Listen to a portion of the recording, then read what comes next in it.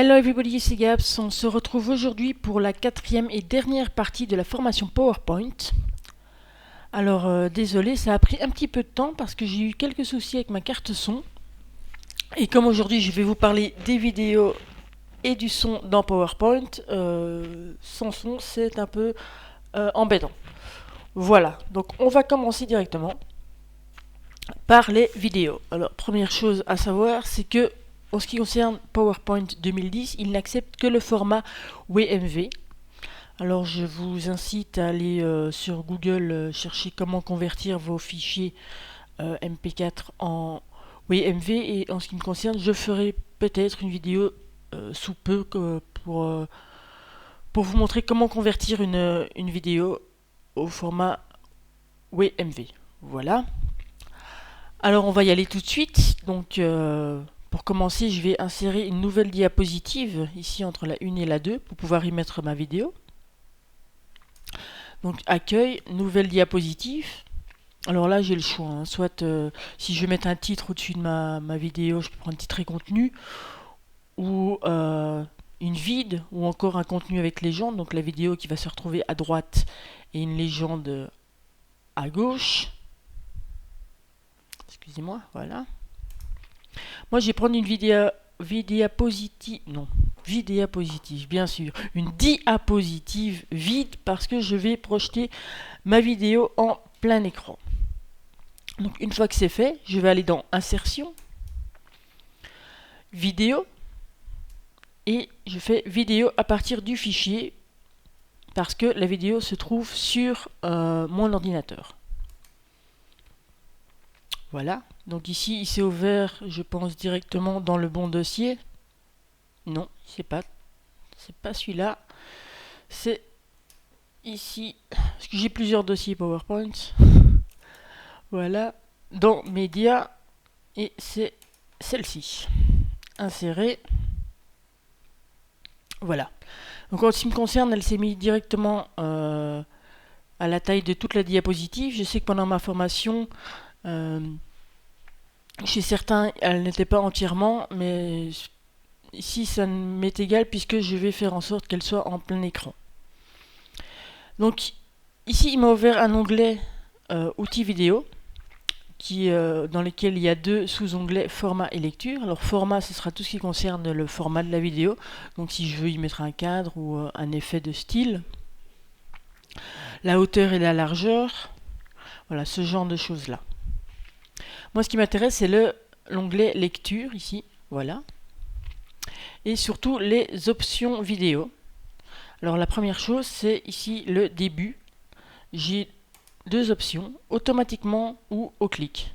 Alors, quelle est la différence? C'est que si je mets automatiquement, ce que je vais faire, quand je passe de ma première diapositive vers ma deuxième, ma vidéo va démarrer automatiquement. Si je mets au clic, il faudra que je clique ici sur le petit play pour que la vidéo démarre. Donc ça, c'est au choix. Si je vais le mettre automatiquement. Alors vous avez l'option lire en mode plein écran, c'est ce dont je vous parlais. Donc si on a un titre, eh bien il ne se verra pas puisque la vidéo va prendre toute la surface de la zone de projection. Voilà, vous ne trouvez plus les mots. Masquer en cas de non-lecture, donc ça veut dire que si on fait stop ou que la vidéo s'arrête, eh bien on verra le contenu de la diapositive. Donc on pourrait mettre du texte juste derrière. Je ne vois pas trop l'intérêt, moi je ferais plutôt une nouvelle diapositive, hein, tout simplement. Et ces deux options-là non plus, je ne vois pas l'intérêt. Peut-être que vous, lors de vos présentations, vous y trouverez un intérêt. Et donc si vous en connaissez, vous pouvez le mettre en commentaire sous la vidéo, bien sûr. La vidéo YouTube, hein, je parle, et pas de celle-ci, évidemment. Voilà, donc ici c'est tout. Et donc je vais vous montrer ce que ça donne. Allez, on est parti. Diaporama. Je vais faire à partir du début. Et donc, quand je passe à la diapo suivante, ça démarre. Je diminue un peu le son parce que sinon, voilà. la vidéo s'arrête et je peux passer à la diapo suivante. Voilà. Voilà pour les vidéos. Voilà, donc je voudrais aussi vous montrer comment est-ce qu'on peut mettre une vidéo directement à partir d'internet. Donc je vais rajouter une nouvelle diapositive, cette fois-ci avec un titre. Donc ici je vais mettre un titre, vidéo YouTube, parce que c'est là que je vais aller la chercher.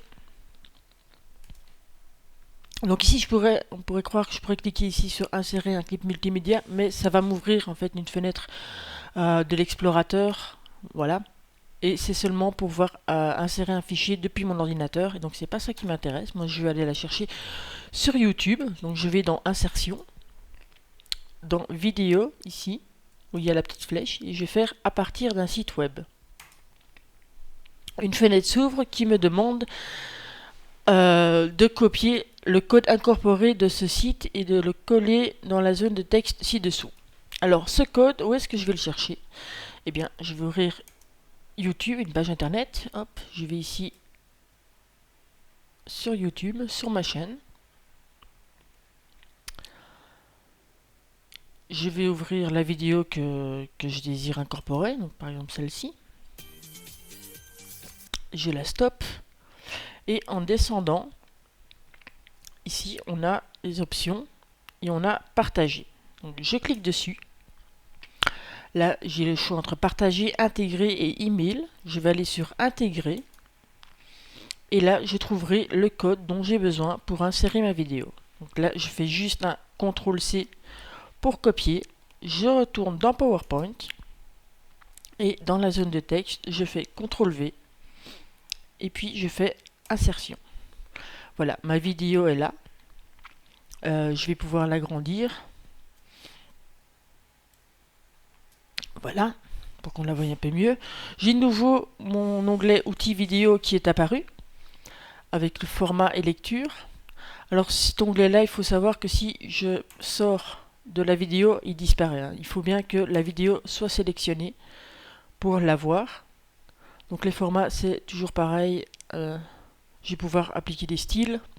Et donc je retourne dans mon onglet lecture. Et ici, en ce qui concerne le début, j'ai trois choix: automatiquement, au clic et exécution sur l'ensemble des diapositives. Alors automatiquement, j'ai essayé, ça marche pas.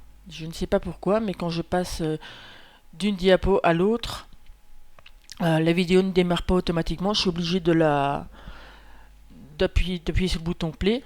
Alors peut-être que depuis d'autres sites web ça marche. Moi j'ai essayé qu'avec YouTube et Dailymotion. Et donc avec YouTube ça ne fonctionne pas. Donc au clic, ça revient au même. Hein. Et exécution sur l'ensemble des diapositives, je n'ai pas essayé. J'essaierai éventuellement. Mais je vous conseille de laisser au clic.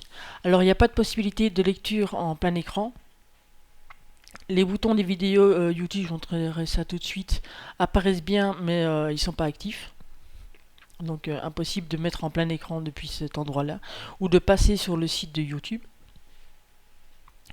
Et donc on a juste masqué en cas de non-lecture et rebobiné après lecture que je ne vais pas cocher pour les mêmes raisons que je n'ai pas coché lors de ma première illustration.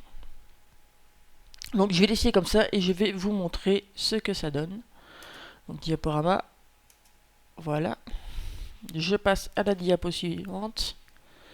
Et donc j'ai bien ma vidéo qui se met. Je clique. Et ça démarre. Voilà, voilà. Donc je ne vais pas aller jusqu'au bout. Enfin, ou alors voilà. Donc, la vidéo se termine. Et j'ai plus qu'à passer à la diapo suivante. Hop, voilà. Escape pour revenir. Voilà pour les vidéos à partir d'internet. Alors je vous ai parlé aussi de Dailymotion. Donc j'avais trouvé le code source, enfin le code plutôt, sur Dailymotion, mais quand je l'insérais dans la zone, ça ne fonctionnait pas. Donc je ne sais pas pourquoi. Et je vous dis, j'ai pas essayé avec d'autres formats, enfin d'autres sites de vidéos. Je le ferai peut-être éventuellement et je vous mettrai une petite vidéo pour vous dire le résultat. Mais pour cette fois-ci, je vais m'arrêter là. Parlons des sons maintenant. Alors, ce que je vais faire, c'est que je vais passer une musique sur ces 3 diapos ici, donc la 5, la 6 et la 7, et faire en sorte que les diapos passent de l'une à l'autre automatiquement. Alors je vais faire une petite ellipse parce que j'ai déjà fait le test et je ne suis pas sûr d'avoir retiré toutes les options, ce serait un peu bête. Donc pour vous ça va durer 1/10 de seconde, donc à tout de suite. Voilà. Alors je vais commencer par insérer mon son.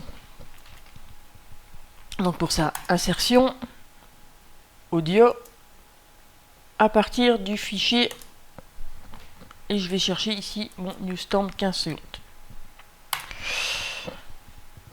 Voilà, j'ai ceci qui apparaît, il est sélectionné, donc j'ai de nouveau mon onglet outils audio avec format et lecture. Si je vais le déplacer, je vais le mettre ici, voilà.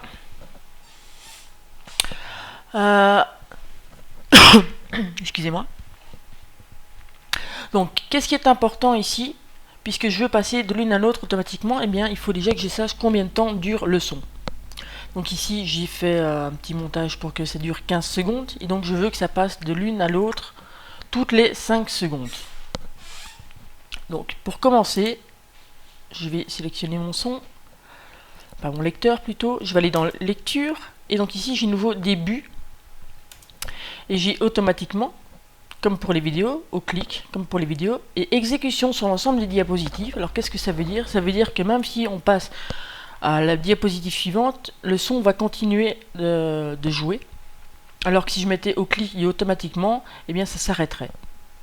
Donc je vais choisir celle-ci, exécution sur l'ensemble des diapositives.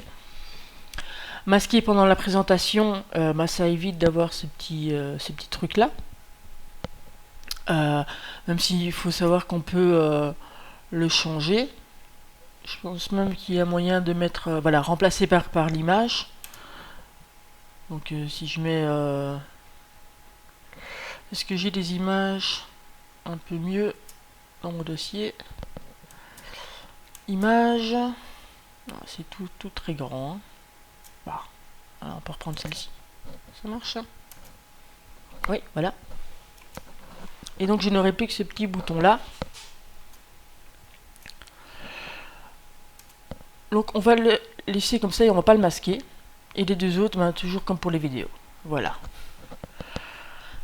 Donc, une fois que ça c'est fait, je vais lui dire qu'après 5 secondes, je veux qu'il passe à la suivante. Et pour ça, je vais aller dans l'onglet Transition.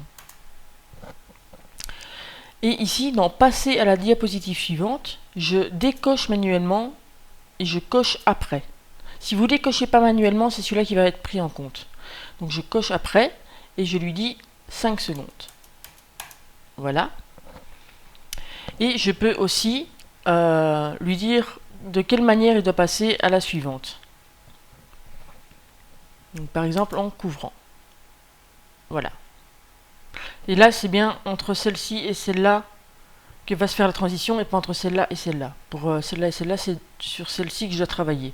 Et donc, c'est ce que je vais faire. Je vais aller sur la diapositive suivante. Je vais lui dire qu'il doit faire un couvrir. Voilà. Et de nouveau, manuellement, après 5 secondes. Donc, pas manuellement, excusez-moi. Donc, après 5 secondes. Décocher manuellement, cocher après et mettre 5 secondes. Même chose sur la troisième. On va changer, on va faire pousser cette fois-ci. Je décoche, je coche 5 secondes. Voilà. Et pour qu'on soit complet, je termine avec un fondu. Et là, je laisse manuellement. Voyons ce que ça donne. Donc, je vais partir d'ici. Je vais quand même vérifier que j'ai bien mis les bonnes options. Ouais, c'est bon. Diaporama. Et on est parti.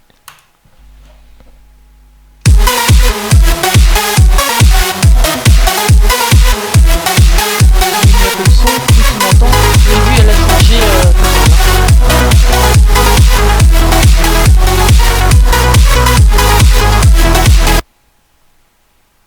Voilà. Par contre, on la voit sur la première, mais pas sur les deux suivantes. Donc c'est celui-là plutôt. Et donc pour l'arrêter, c'est embêtant ça. Petite ellipse.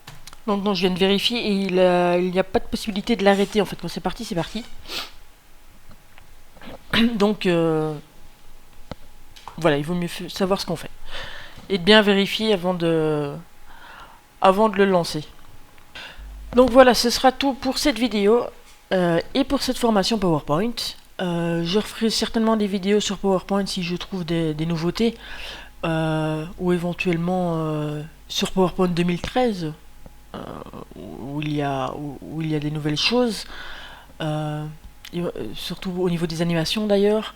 Donc je vous donne rendez-vous pour la prochaine vidéo. N'hésitez pas à laisser des commentaires sous cette vidéo, de mettre un pouce vert si ça vous a plu. Et vous pouvez toujours vous abonner à ma page Facebook et à mon compte Twitter. Voilà. Allez, ciao!